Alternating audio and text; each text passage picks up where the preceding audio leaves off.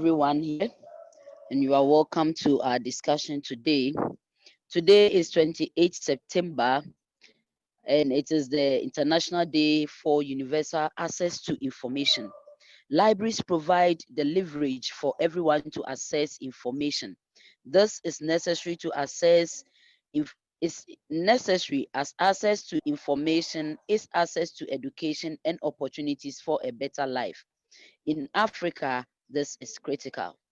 Today, AfLIA is partnering with Creative Commons organization to lead a panel discussion about access to information and how it affects innovative solutions to our development challenges. AfLIA is solidly standing for the African library sector to ensure that the capacity of librarians are built for the 21st century information provision. We also ensure that your institution becomes a member of AfLIA. I will hand over to Prima Kwagala, who is a human rights lawyer, a human rights activist, and the chair of Creative Commons Uganda. She is a strong advocate for open access as a necessity for anyone to enjoy human rights. Prima will introduce the panelists. So Prima, you are welcome. You kindly take over. Thank you.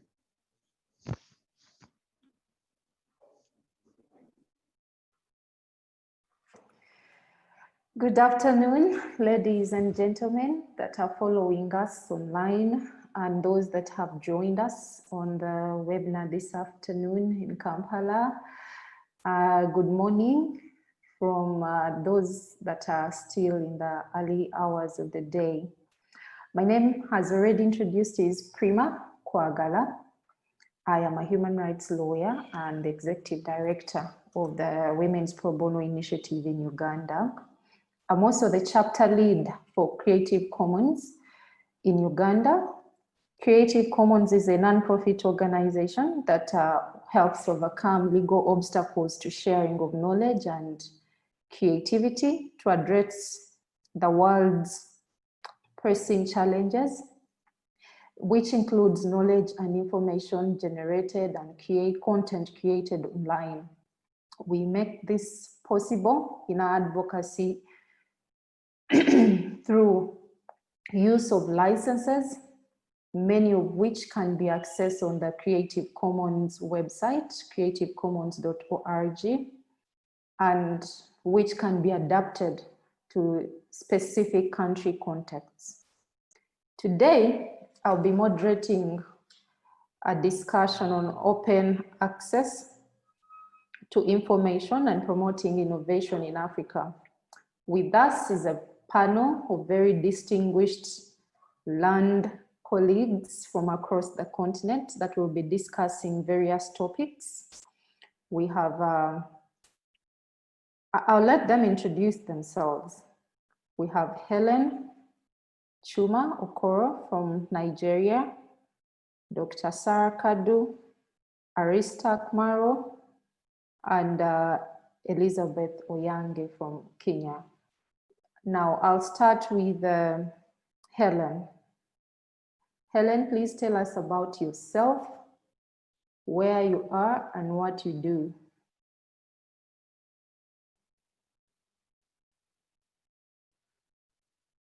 Helen, please unmute your microphone. Okay, hello. Is that okay? Yes, we can hear you now. We okay. can hear you and we can see you. Oh, thank you. Thank you very much, Prima. I want to thank the organizers for this opportunity to participate in this event. I am, like you said, I am Helen Chuma-Okoro, a Nigerian based in Nigeria. I work with the Nigerian Institute of Advanced Legal Studies. I am also the chapter lead of Creative Commons Nigeria.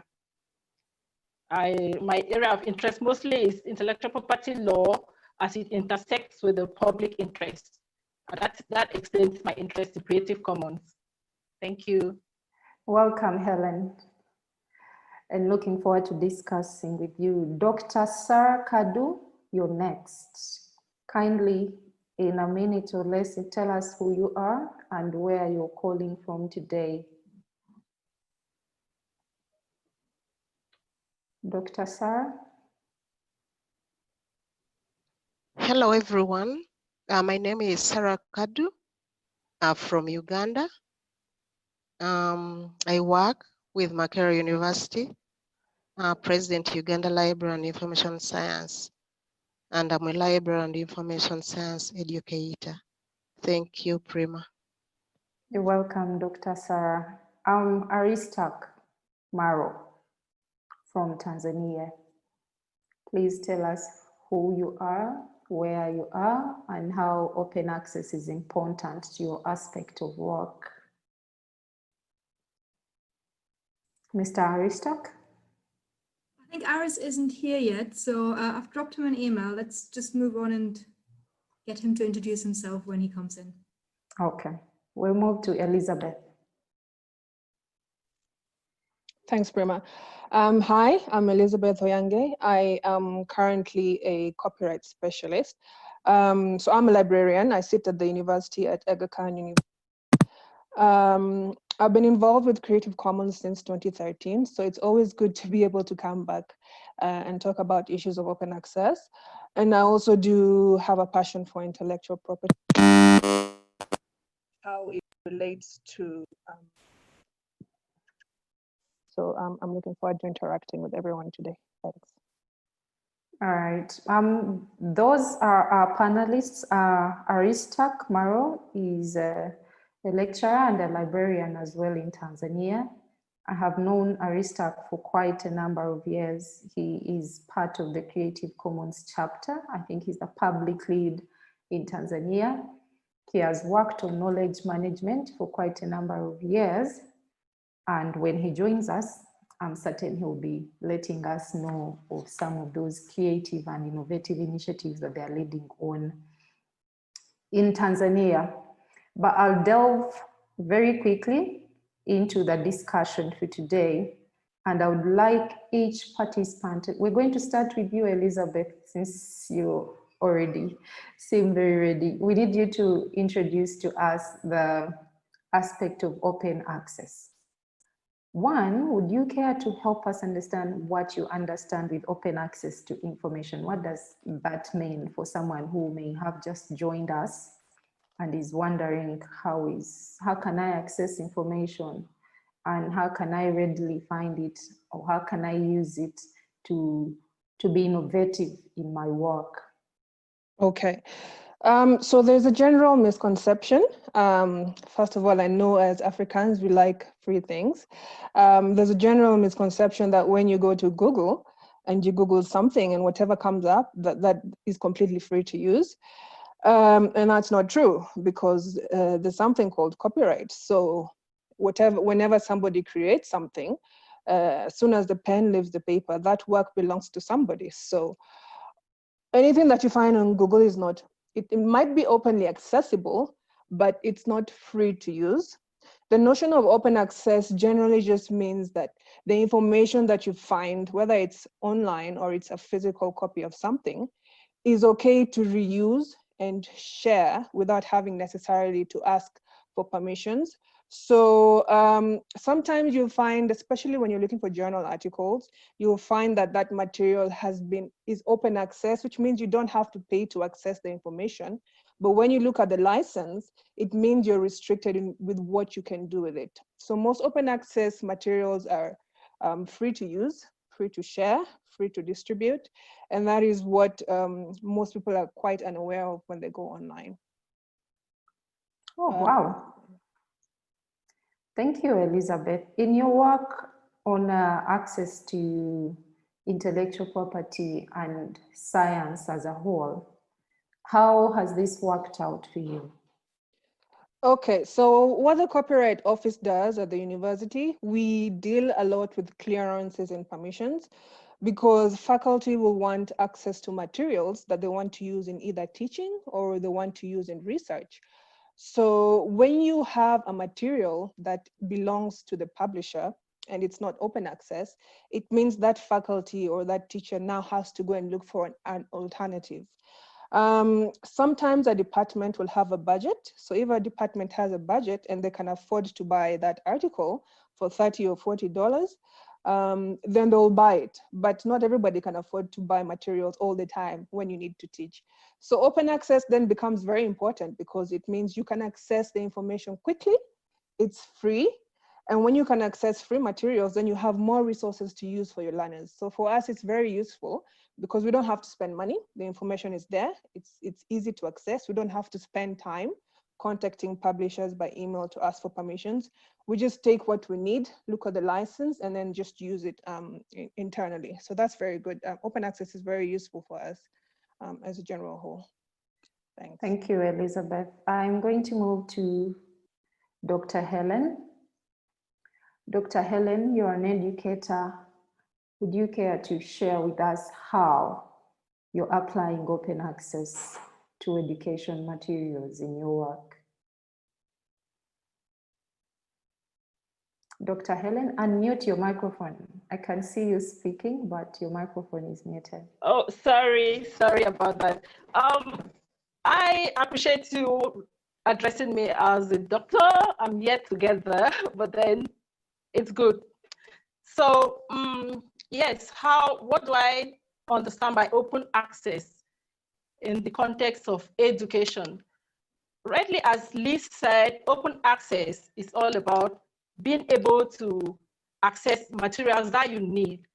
But it is not only about the freedom to access. It's not only about the fact that it is free. It is also about the fact that you're able to use it in ways that are beneficial to you. And that is very important for me, coming from the perspective of a scholar. So for instance, if you come across material that you want to adapt to a different form, you're able to do that. So getting access to a material freely without being able to use it in the form that I want to use it is not completely open access. And so sometimes open access is very relevant to our work as scholars. Most times, indeed, it's relevant because there are times that you come across materials, resources that are very necessary, that are very important in your research. But at the point of clicking on those resources, you're told to pay or subscribe. And we come from institutions that are not very strong and very capable to sustain institutional subscription to prime journals and databases. So it affects us a lot in the course of our work, in the course of our research. Thank you. All right, thank you, Helen, for that. For participants participating in the webinar, if you have a question, please use the Q&A feature on your Zoom at the bottom of your screen to send in your question at any time during our discussion. I'll be able to see your question and I'll read it and address it to the panelists that are addressing us today. I'd like to move on to Dr. Sarah right now. Dr. Sarah, what roles do libraries play in facilitating access to open science? Thank you very much, Prima. First of all, libraries do support unlimited access or restricted access to information. And in addition to supporting the unrestricted access to information, when the Open Movement initiative was established around 1991 through the Budapest Open Access Initiative, the libraries embraced the idea. And the fact that they support unrestricted access to information. So this was something that they all embraced willingly because they knew access to information is going to be open. Access to open science is going to be access to open science products is going to be available to everyone for use, and education is going to be open. So the libraries would be very much willing to support the access to information through the open movement. So the library's role in this initiative of open access is that they are enabling environments. The libraries do collect the information, they do take on the role of processing, and processing is broad. You look at the processing, the cataloging, the classification, the storing, the metadata, and etc. and etc. This is all about processing. So so to speak, libraries are engine rooms for open science, open access, open education, and innovations.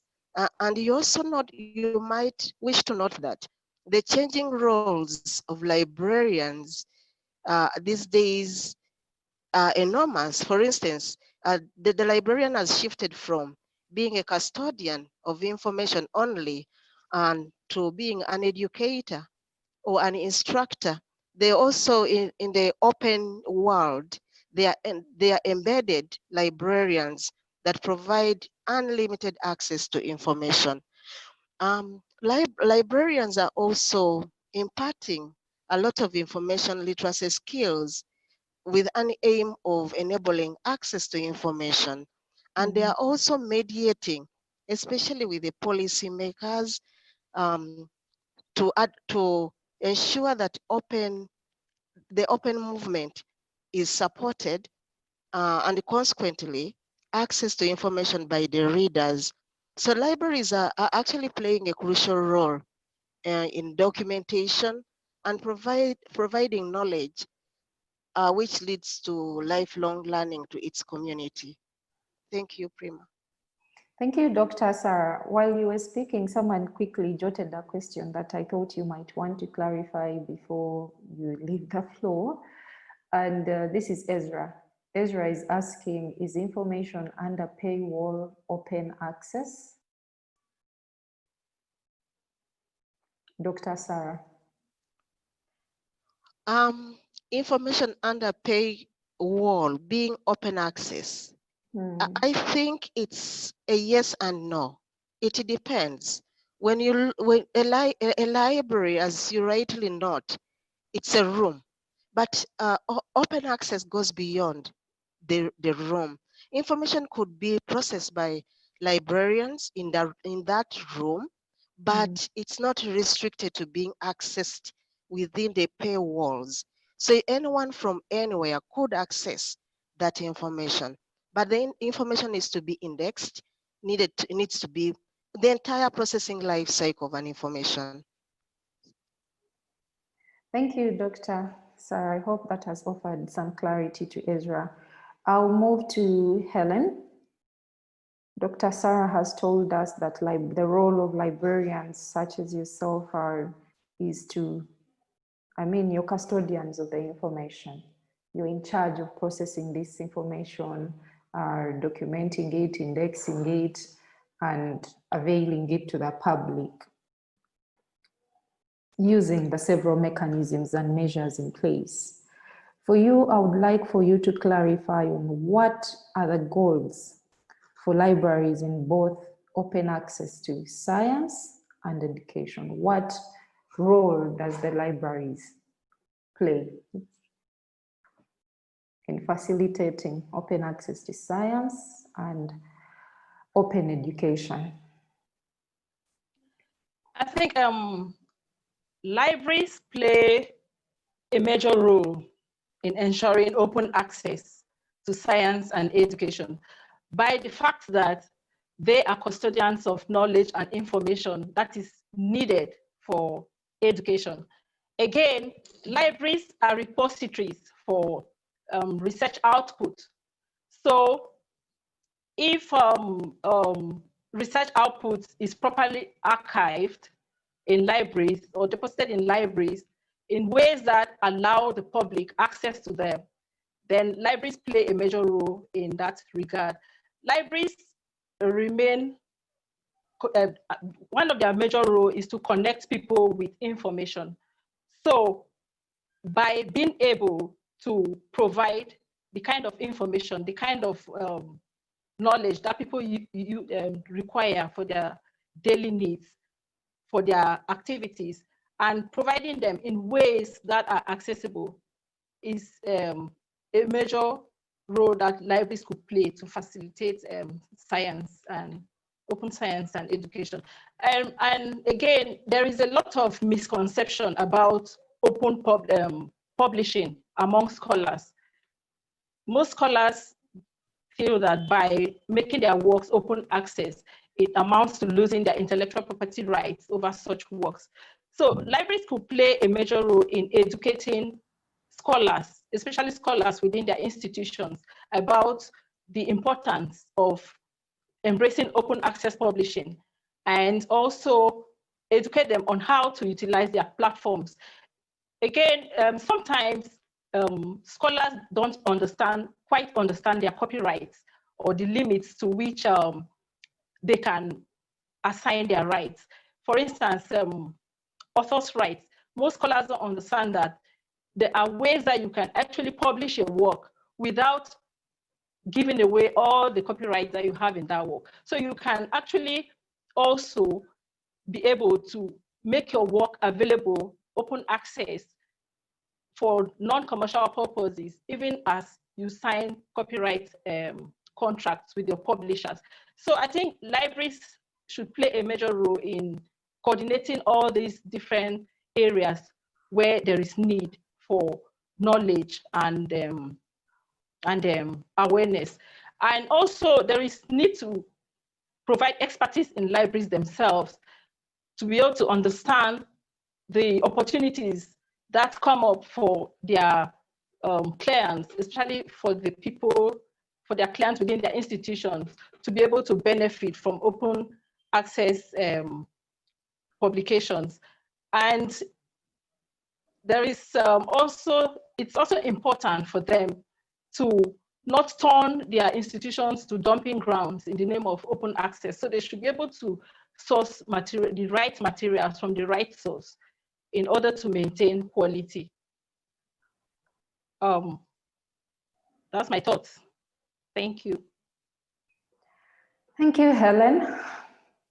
There's several questions that came up. I think I'll move to Elizabeth before I put them up, before I put them to you, but you have access to the Q&A. You can look at them and see what you can answer when we're done with Elizabeth.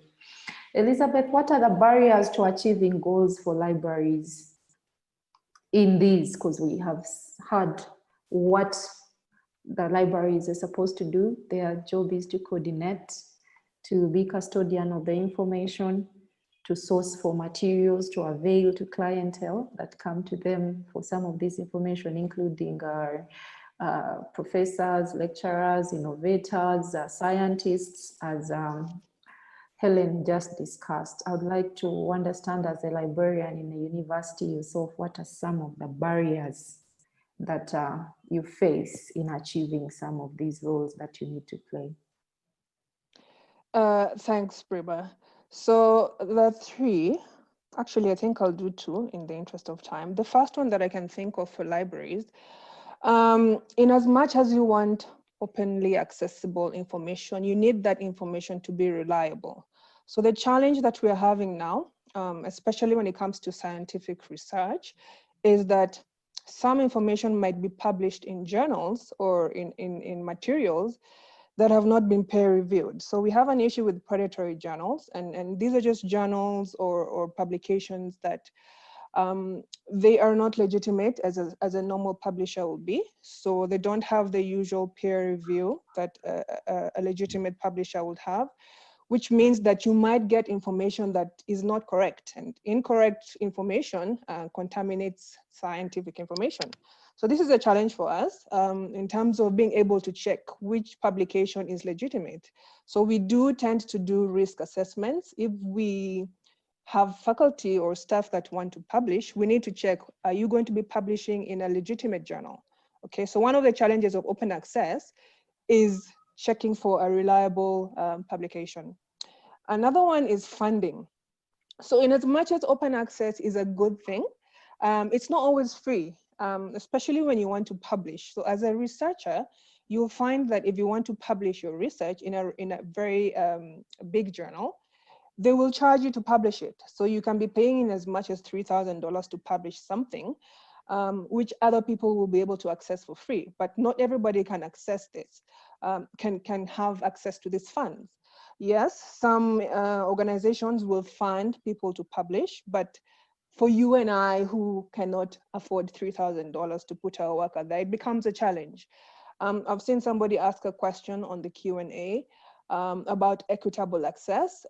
So in terms of certain regions like in Africa, when you go to a website, you'll see that they offer discounts to publish. So maybe the lower income countries that are not very well established in publications, they will be charged a much lower fee, or it will be free for them to publish, right? I usually see Tanzania in this list. I don't understand why Kenya is usually always almost charged. Kenya and Nigeria and other countries tend to get away. I don't know how they measure which countries are lower income than the other, but that's just one of the challenges of having to publish open access. So I'm going to stop there for now. Thank you, Elizabeth. I'm being informed we have another panelist, Julia.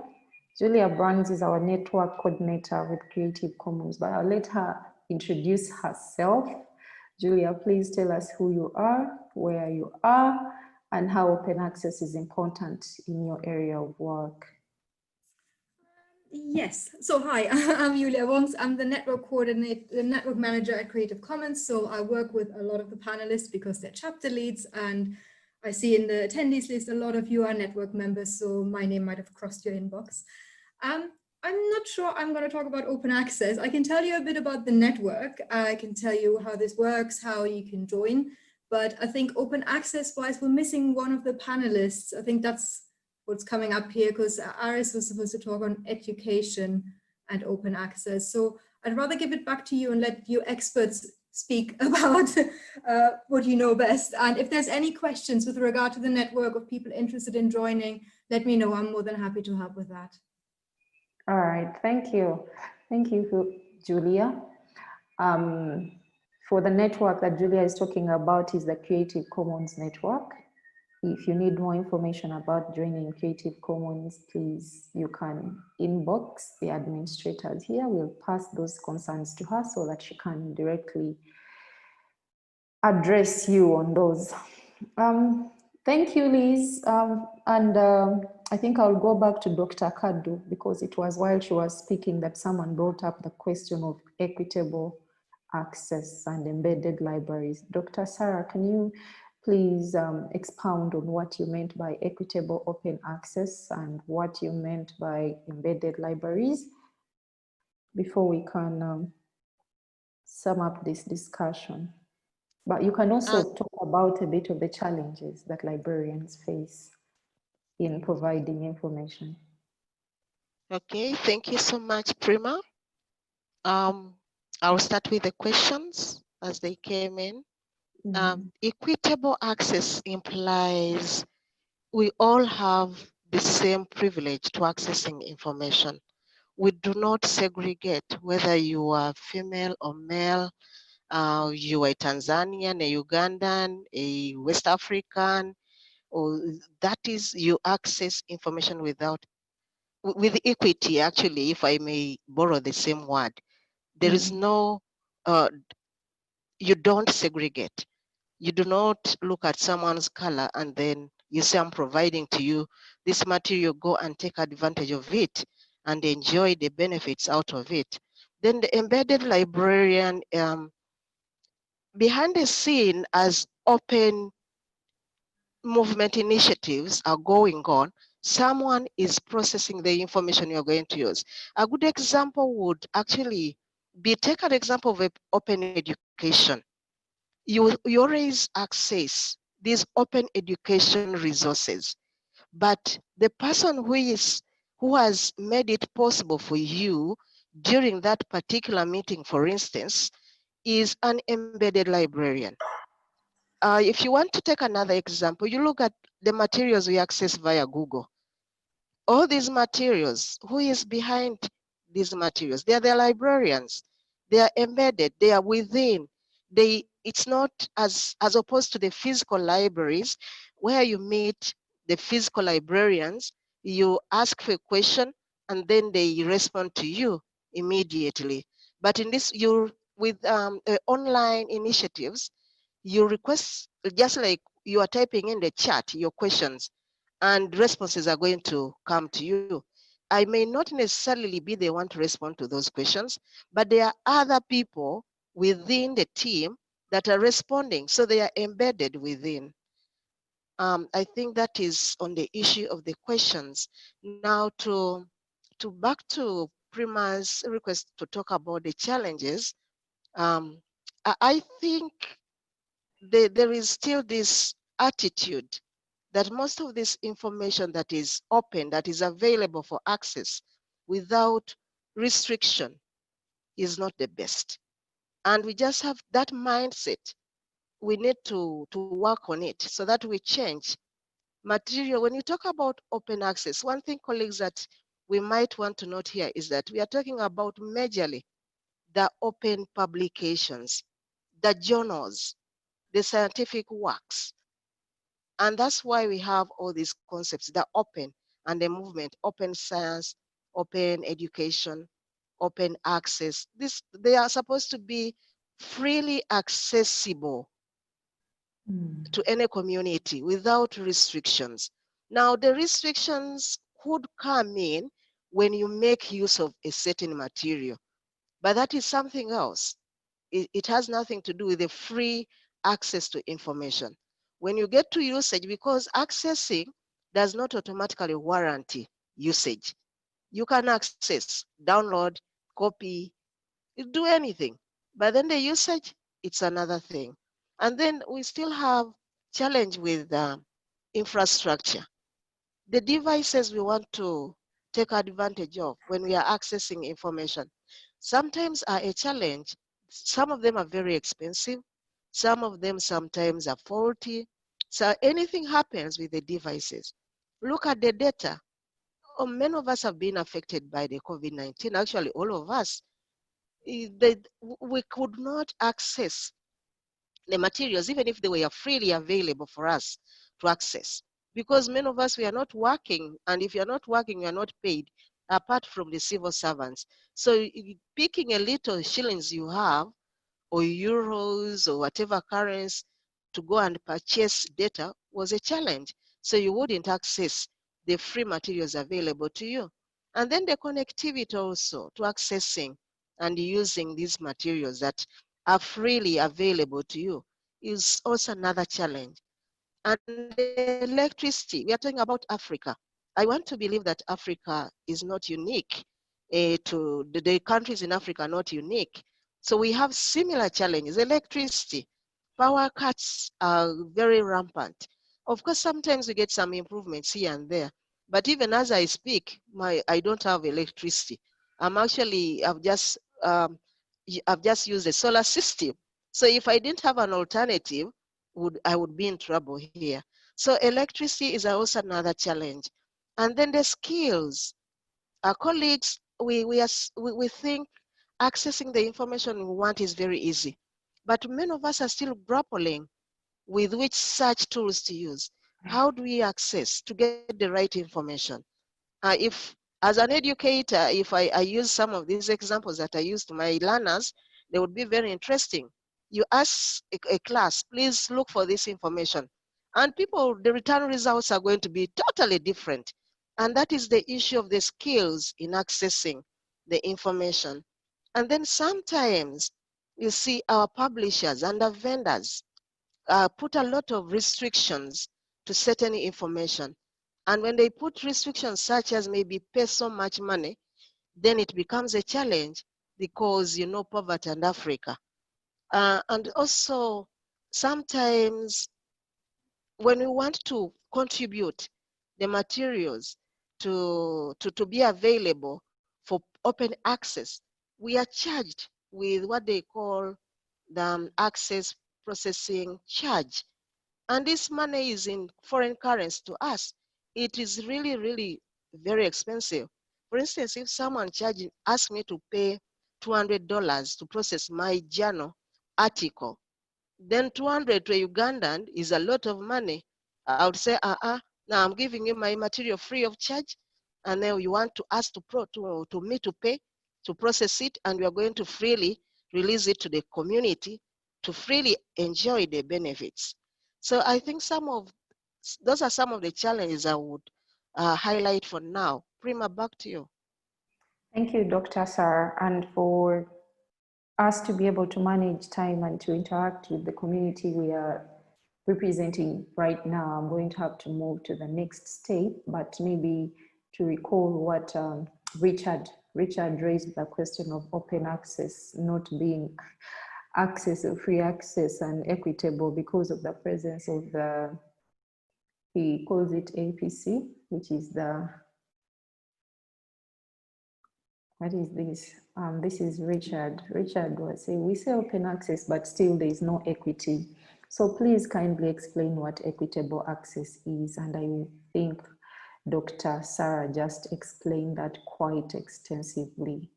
In legal terms, we would call it the non-discrimination clause, something or information being freely available and accessible to everyone. But as the panelists have been discussing, there are challenges as Africans that we are facing. There's the challenge of funding for even publishers not being able to publish their information freely of charge because they are being asked to pay a particular cost to do this. The question of infrastructure, I mean, even mere computers are not really available to everyone. So the questions of equity, that becomes a stumbling block. And then the issue of the skill to access. I mean, navigating the internet sometimes also requires a specific skill to do that. And then electricity, being in Africa, we all know that electricity is more of a privilege to people in urban areas. If you're in the rural areas, you've been locked out there with COVID, you may not be able to access this information free of charge, even if it were out there openly licensed for you to access. So we'll move on to the next step of our discussion, which is tackling how we can navigate these challenges. So to my panelists, I'm going to address this question to all of you, and you can speak about it in the context of where you're working. How do you think libraries, the open movement, and industries can work together to promote innovation in Africa? And how can these dots be effectively connected? I'm going to start with Helen. What do you think? How can we, as librarians and the open movement, work with industries to promote innovation in Africa?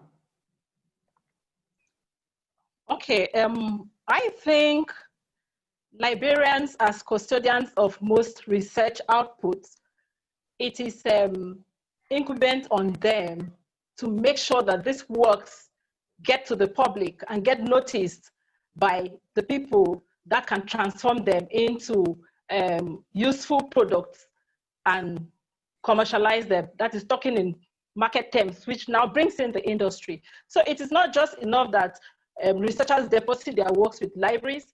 Libraries should connect with the industry through platforms that allow researchers to kind of pitch their outputs. And again, industries could fund research.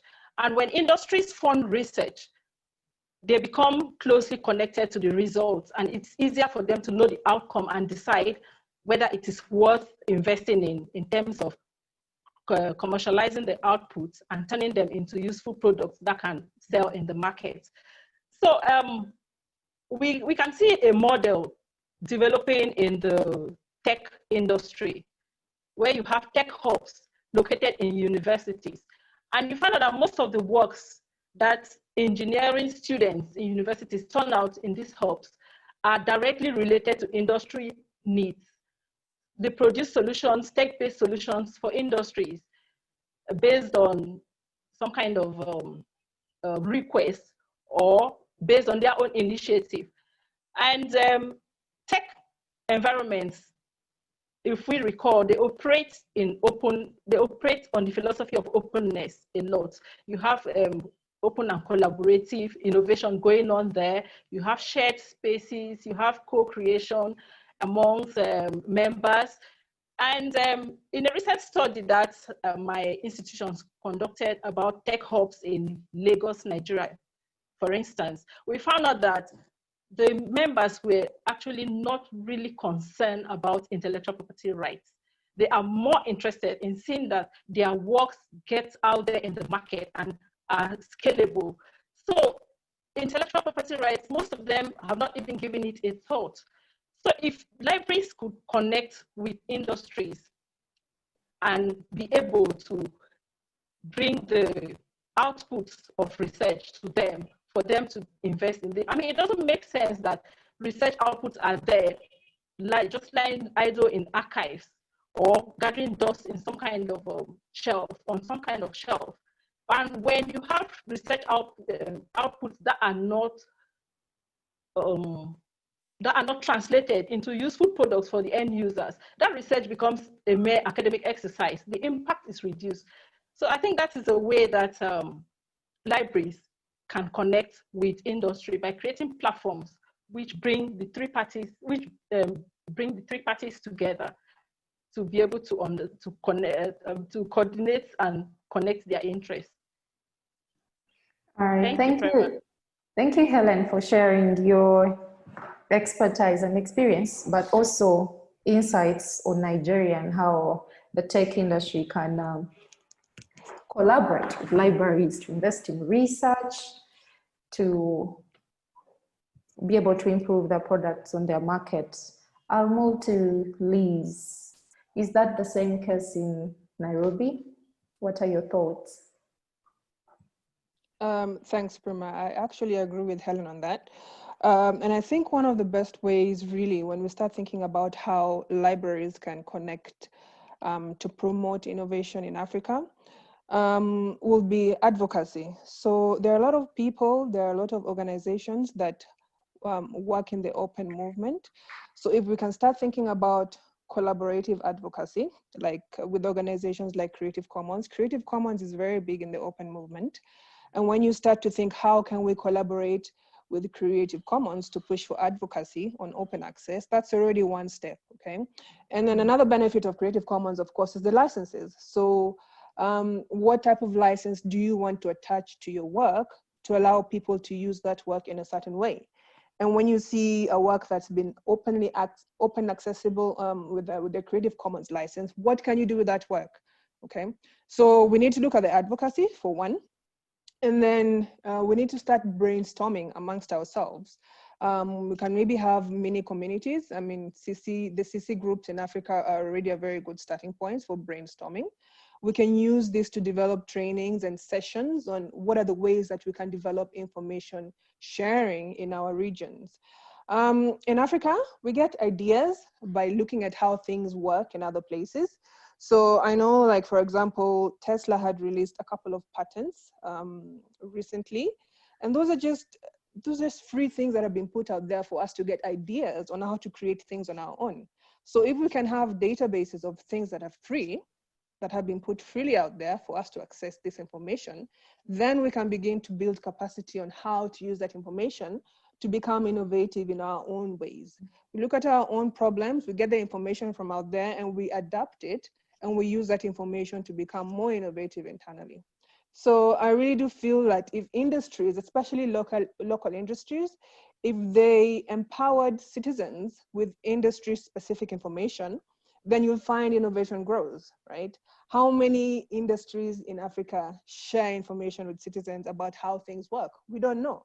Can we find that information and make it open access? Of course we can. And when you put that information open access and people understand how industries work, then economies become innovative. So I really do think Creative Commons and then building capacities in African countries is a way to go about it. And one other thing, in terms of publishers, open access publishers in Africa, how many do we have? How many open access publishers do we have in Kenya that can allow Kenyan researchers to publish with those publishers? How many can we develop internally in Africa that allow people to publish open access, so that we don't always have to go outside to publish our work? Okay, so that's all I can say for now. Thank you, Elizabeth. Quite insightful. We now have Aris Maro from Tanzania has joined us. Aris, I'm going to need you to introduce yourself. Tell us who you are, where you are, and what you're doing with open access to information. How is it important in your work, and how are you applying it? Thank you, Prima. Sorry, guys, I joined you. In fact, I found Sarah Khan was presenting, so I've been following. Welcome. Yeah, thank you so much. My name is Aris Maro. I'm working at the Law School of Tanzania as a principal librarian. I'm also a lecturer, but also I'm a public lead for Creative Commons chapter in Tanzania. And being a librarian and being a Creative Commons CC movement public lead in Tanzania, I find it very important. This is very good discussion that we've had. And I've captured almost all the points that you're airing out, like open movement, open research, open science. We have open data, and then we have open knowledge, of course, which, of course, at this point, open knowledge is the one which links us to innovation and industrialization, because if you don't have knowledge, it's hard to have whatever. And also open licenses. Creative Commons license, of course, gives more wider,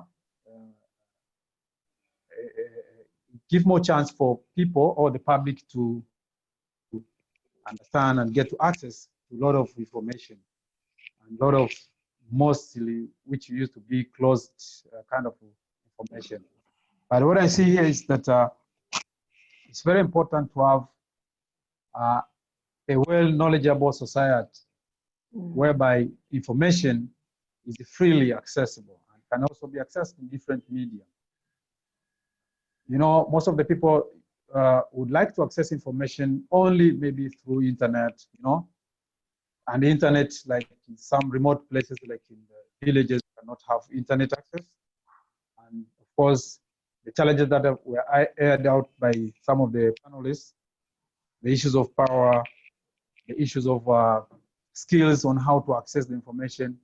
The role of libraries now comes in where we need to repackage the information. We need to repackage the knowledge that has been published in different disciplines. If it's all about open science, if the science cannot be repackaged, simple language, sometimes translated to different vernaculars and different languages, I think this can bridge out the innovation, can bridge out the knowledge to people, to create new ideas, to build upon where other people have built. And I see this being one of the challenges. Most of the people think that if you publish in the westernized kind of journals, that's, you are seen like maybe you're a landy person or you are an elite.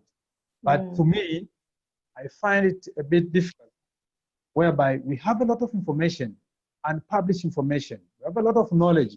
We have so many people who are knowledgeable in African kind of knowledge or kind of life that we live, where we can have our own African way of publishing this kind of information and have this information accessible to different people.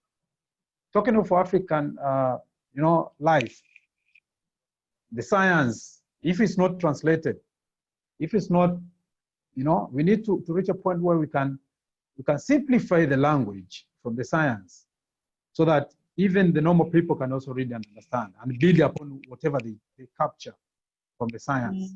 So talking of open access, talking about open science, you know, if you talk of science, people are thinking about mathematics, prototypes, different hard stuff, but this should be, we should reach a point where we can simplify all these sciences so that people can understand them.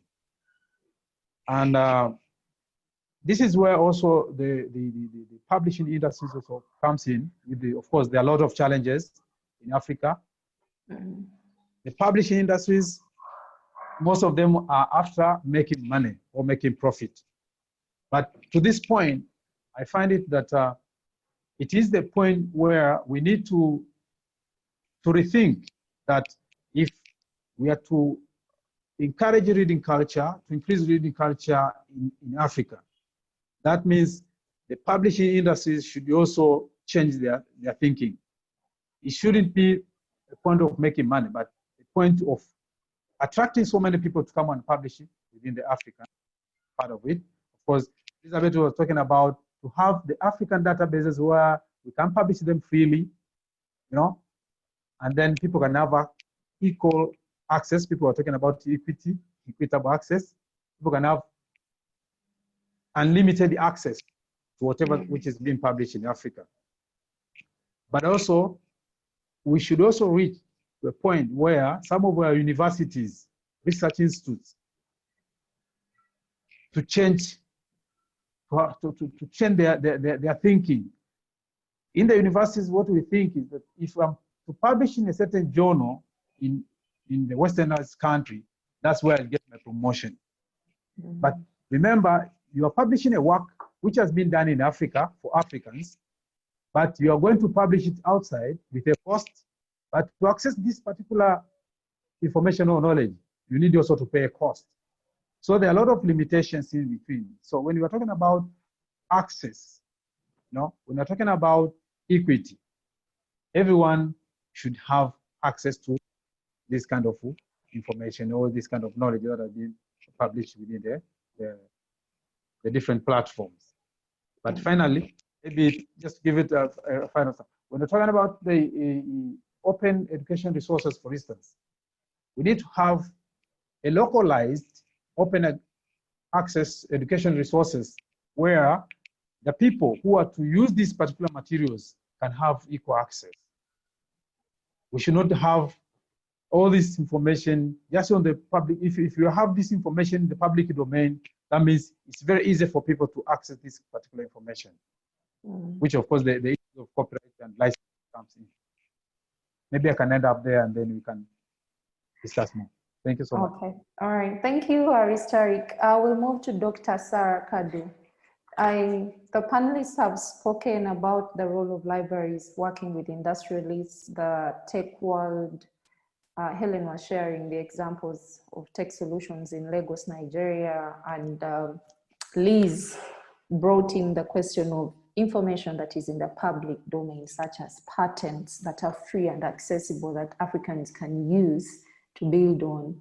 I was wondering if this would be the same case in the agricultural sector, cases of biomedical sciences. Dr. Kadu, what do you think? How can libraries connect with industrialists to promote innovation and research in Africa? Thank you very much, moderator.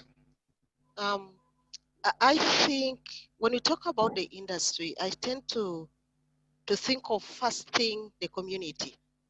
And if that is true, then libraries, coming from the libraries, then I want to say the libraries should collaborate with the publishers. They should partner with the friends of open movement initiatives, all the friends, so that they capture this information, and after capturing this information, it is processed. And all these dots, the open science, the open education, the open access, the libraries, the community, would be able to speak one language, which language aims at availing access to information without restrictions. And if that is true, that you're availing information without restrictions, then also collaborate with the open education initiative, which actually connects with the Creative Commons, probably to say if there are certain information materials that would be accessed, then minimal restrictions available. And these minimal restrictions could be followed and or waived completely so that we don't have any restrictions as such, even at the usage. Of course, restrictions, I'm sure Prima will or did mention some of the restrictions during the introduction on the Creative Commons. So when we remove all these small barriers, then we are creating a situation of usage of the information, a usage of the open data, a usage of a way of not redoing or reinventing the wheel. When I talk about the reinventing the wheel, I mean if data research has already been carried out and there is good quality data up in the institutional repository, and someone tomorrow wishes to redo a similar study, why would that person again go to the field and reinvent? It's a matter of picking bits and bits of this data, which is open, and then continues. And when you do that, that is the open knowledge now coming in. When the community or the industry is going to put this knowledge into usage, good usage, the good decision making takes place. And when there is good decision making, then consequently good innovation for Africa comes in. And also I tend to think we also need good business model that is going to apply to all without discrimination. Again, the equity word comes in. So we want business to be the same. We don't want some publishers to charge certain fee, charge processing fee, and then, or article processing charge, and then others will say, no, me, I'm waiving completely. So we need to have a very good business model that is going to help Africa innovate. And also we need to keep on reskilling, because every time new things come up, someone posted in the chat that we have open abstract. So if every time there are new things that are coming up, we need to be up to date with all these things that have come up. The trends, we need the trends to move with the trends, not to be left behind the trend. And then so the issue of waiving taxes. Sometimes the publishers say, but you know, there is a lot of taxes imposed on us. And because of these taxes, we are not transferring the benefits to the consumers of the outputs or the products. So if we could have also a way of waiving these taxes, I think it could also help. Back to you, Prima. Thank you. Thank you. I think waiving taxes becomes a government issue, but more also advocacy in terms of what Liz was talking about. We need to do this advocacy as librarians and people interested in open access to information and also innovation. To the panelists, Mohammed Kabiru Usman says, when compared with subscribed access, how credible is open access as a source of knowledge? I'm going to push this to you, Liz. How credible is open access as a source of knowledge? Open access, it is credible, because you find that, especially when you're publishing in a publication that has got the process of peer reviewing that material. So experts in the field will sit and review that what you've submitted is actually credible. Then you find it's no different to subscribed material. Subscribed material just means it has gone through the same process, but now you just need to pay for it. Okay, so sometimes, especially if open access materials have gone through that process, then it's credible. The only challenge is if you have self-published. So maybe you've self-published a book and nobody has reviewed it. But the benefit of having people who are experts in a field coming together to create a resource that is open access, it doesn't mean that the information is not credible. It just means maybe another bunch of experts have not sat to review it, but that doesn't disqualify it. So I don't think that should be an issue for you when you're trying to decide which materials to review. All right, thank you, Liz. And Eric here says, of course, some universities publish their own scholarly journals, and run open access institutional repositories, which can significantly reduce costs for their faculty members. And I think that is in response to the challenge that Liz raised earlier of funding to publish information.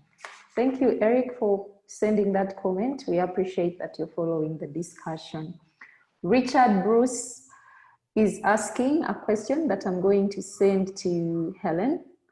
Please, how do you differentiate between open journal and open access journals that are termed predatory?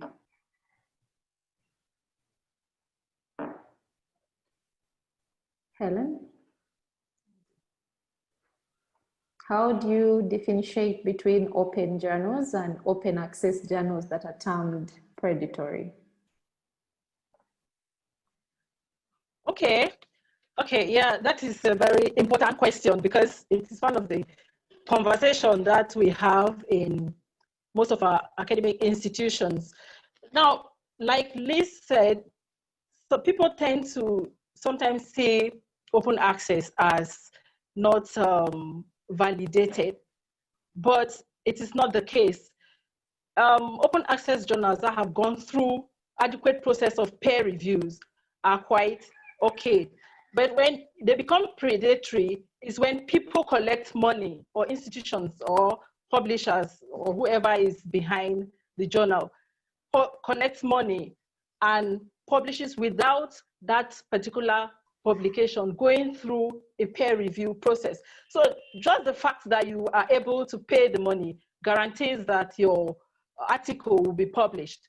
It doesn't matter the quality, it doesn't matter the veracity of whatever it proceeds. So that is what is referred to as predatory journals. Thank you. Thank you, Helen. And Aris, I'd like for you to answer this one very quickly. How can libraries encourage researchers to publish in open access journals? That is coming in from Sulaiman. How can libraries encourage researchers to publish in open access journals? Thank you, Prima. I think we encourage publishers to publish or researchers to publish in open access. Within the libraries, of course, what we do in most cases is to do training and to do advocacy. And this, of course, goes hand in hand with the information literacy skills programs within the libraries.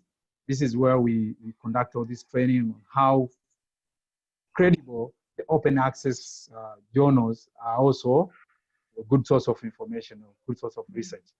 So, and again, also, we also encourage researchers to publish in open access journals, of course, because they follow the same procedures of peer reviewed, especially if you publish in the credible open access journals. There are no much differences with the other subscribed journals in most cases. Thank you, Aris. I'll move to our final questions, which is really questions that have been coming in around how people are dealing with access to information during the COVID pandemic and the lockdowns. We have about 10 minutes to go, just about 10 minutes to go. It's amazing how time flies when you're having a great conversation. But here it goes. Access to information has always been key to libraries and a universal issue. Has this changed and become more pressing in Africa in light of the COVID-19 pandemic? Access to information has always been key to libraries and a universal issue. Have you guys, as custodians of information, as librarians, as people teaching intellectual property, receiving journals and archiving the same, processing this information, have you found challenges during this COVID-19 pandemic? I'm going to start with Dr. Sarah.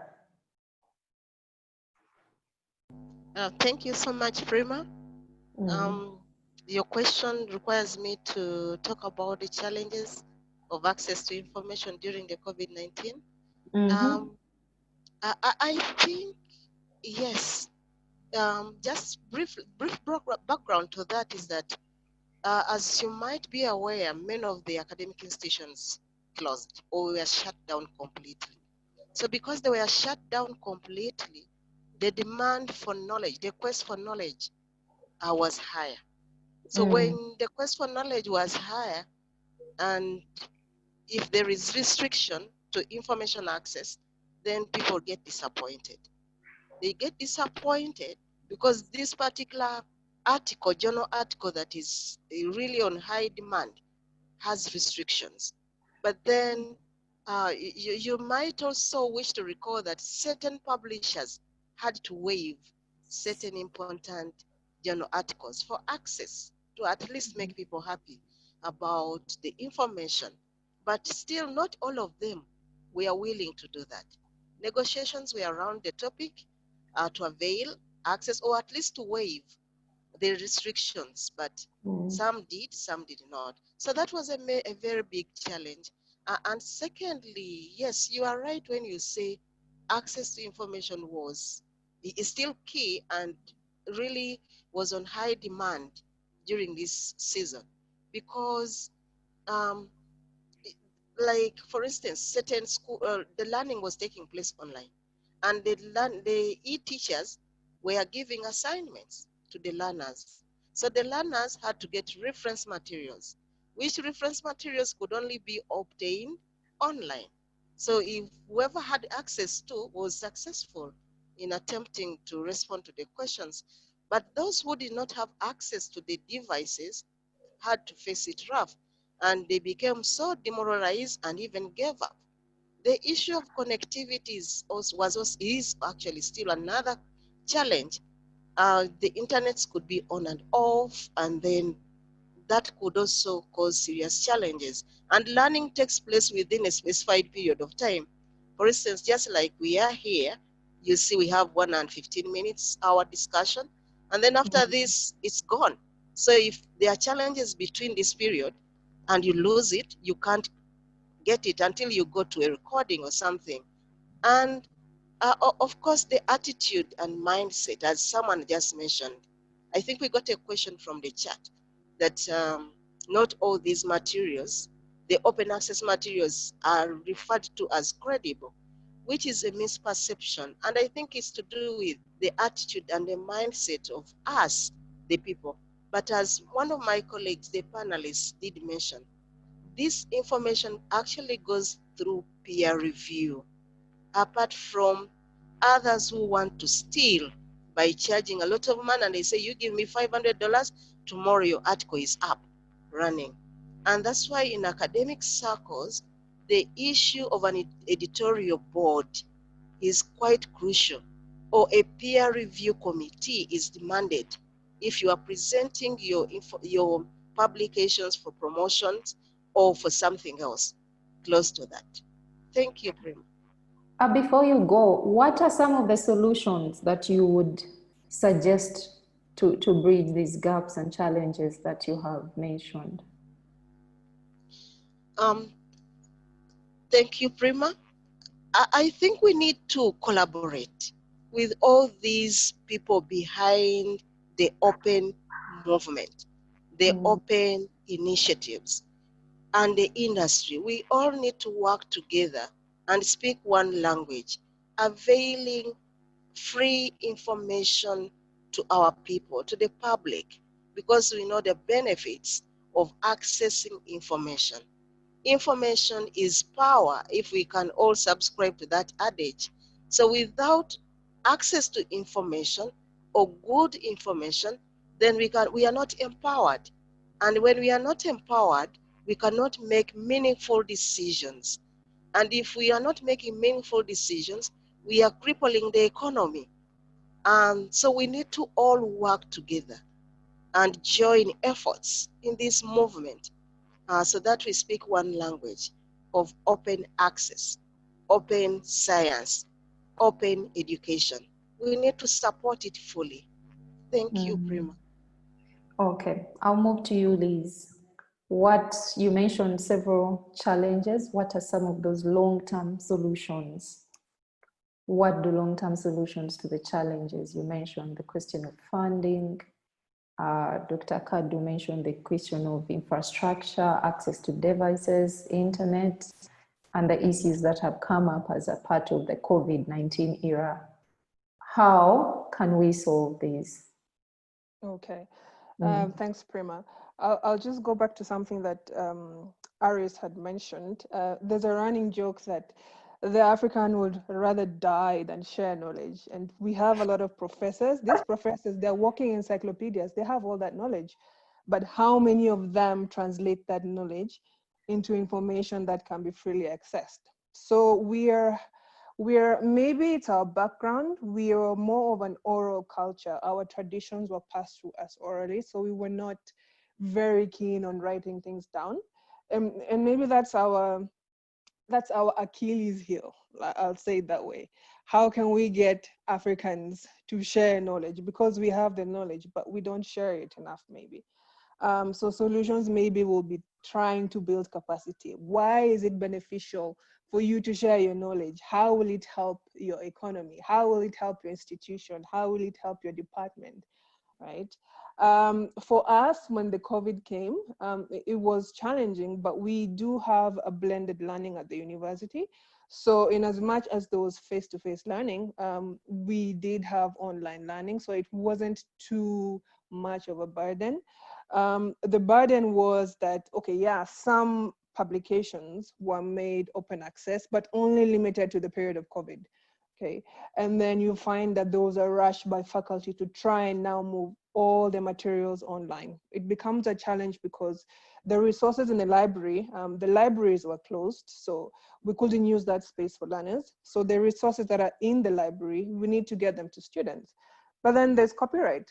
Copyright is a beast. You cannot take a chapter or 2 chapters of a book and upload it online and share that with students. It becomes a challenge.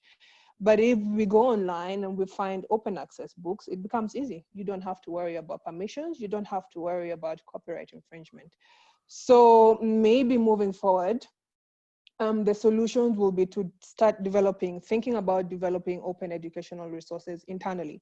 So if organizations or universities can come together and start working together to build open educational resources, then when things like this happen, things that are not easily foreseen, you don't have to worry about panicking about copyright, because publishers can be very rigid about allowing certain materials to be digitized. Of course, when you try to transform the format of one material, so you can't take a physical book and transform, only the publisher has the right to do that. And we'll find, of course, we're doing it. Of course, people are doing it. Of course, people are scanning copies and putting them online. But that's copyright infringement, okay? So if we can find ways to come up with openly accessible materials or open educational resources and putting these online, we don't have to worry about those issues that have to do with copyright. Thank you. Wow, thank you, Liz. And I'm going to have you, Helen, and then Aris will close. Open access is great. Someone is asking, Musa Yakubu. Open access is great, but how can one gain sponsorship for open access initiatives? That is also in addition to answering that question, Aris, I would like for you to address the concern of financial challenges around open access for you. Yes, Aris, you can take it on from there. Your microphone is in mute. Unmute your microphone, Aris. Oh, thank you. Thank you, Prima. Thank you. Thanks for the question. Maybe I could just first of all got the question directly that whether someone can get scholarship out of the open access initiatives. There are many open access initiatives, in fact, in Africa and in Europe and within the Creative Commons itself. They also have some scholarships.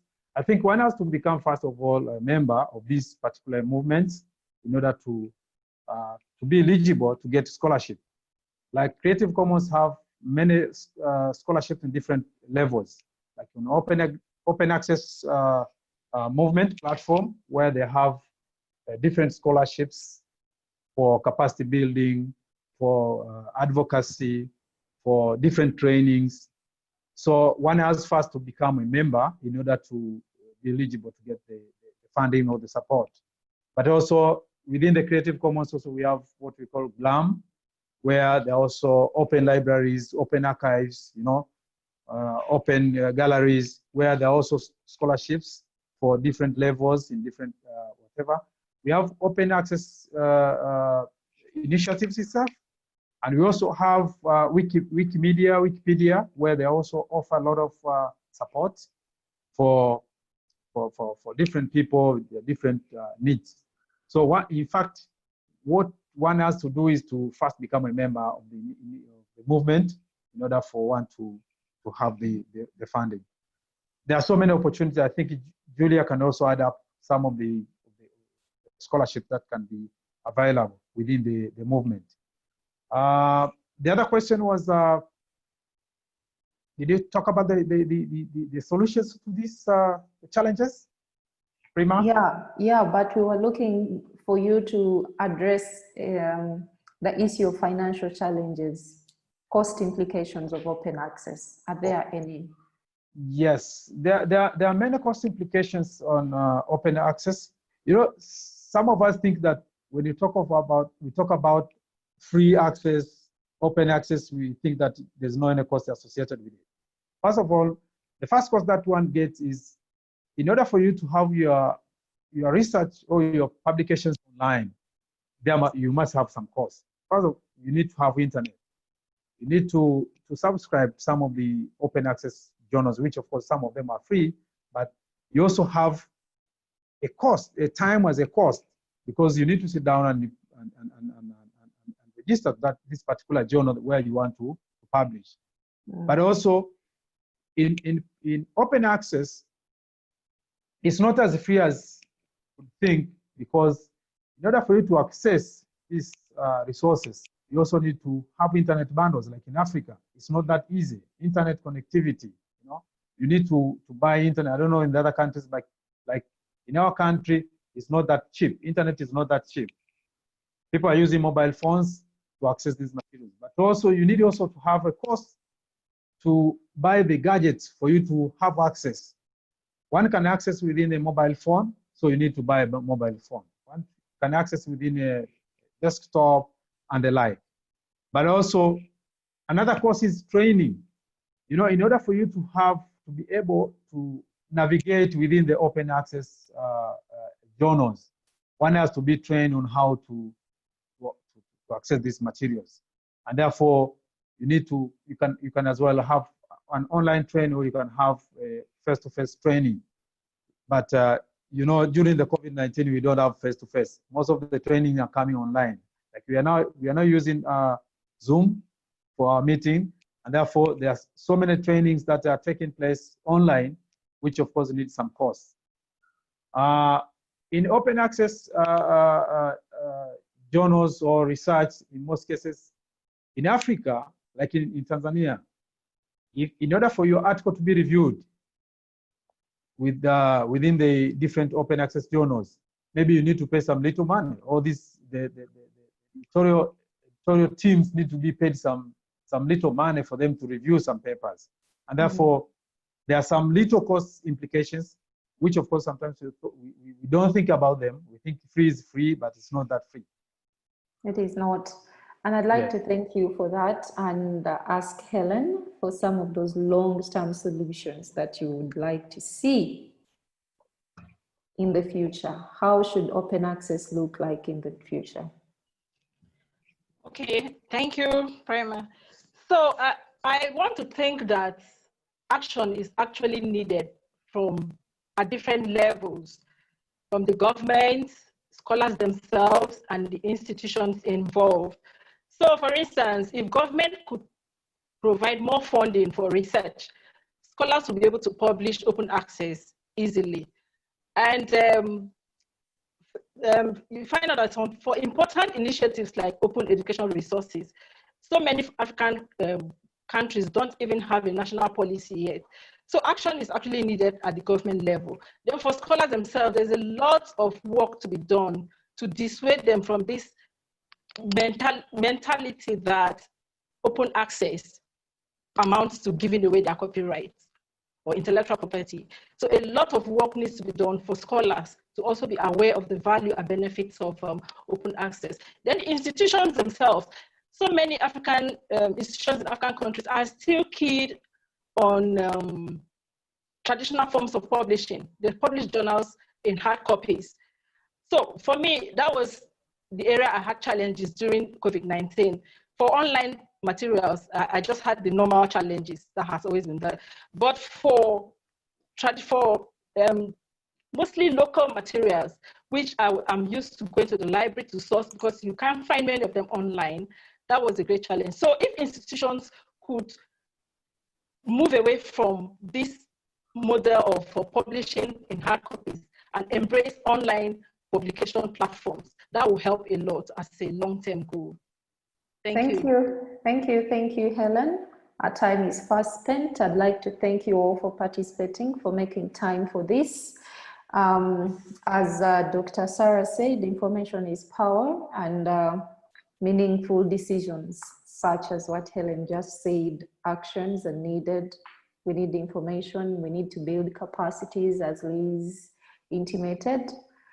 And as a continent, we need to do more advocacy and partnerships for us to be able to advance. I want to thank you and to hand over to the administrators at this point.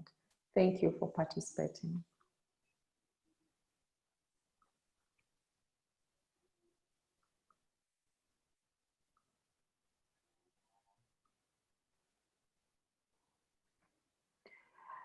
I think we are free to hand over to Dr. Nkane. Dr. Nkane, if you're online, please come and close the meeting.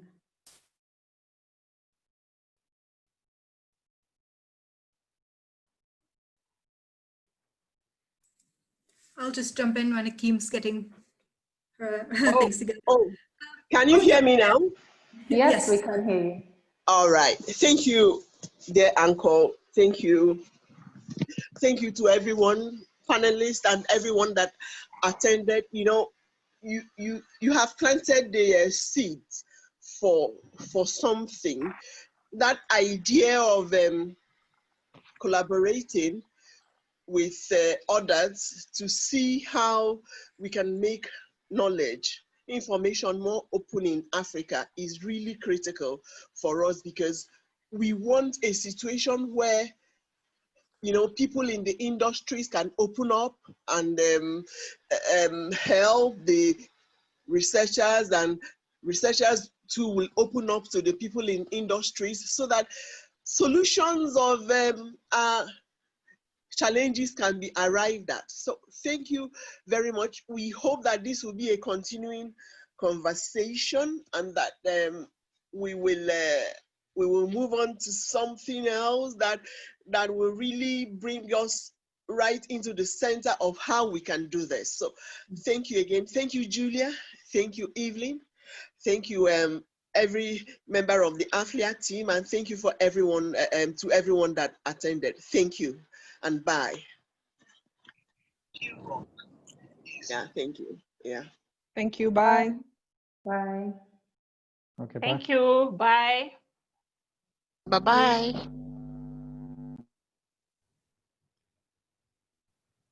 Thank you, everyone. The meeting ends at this time. Thanks. Thanks.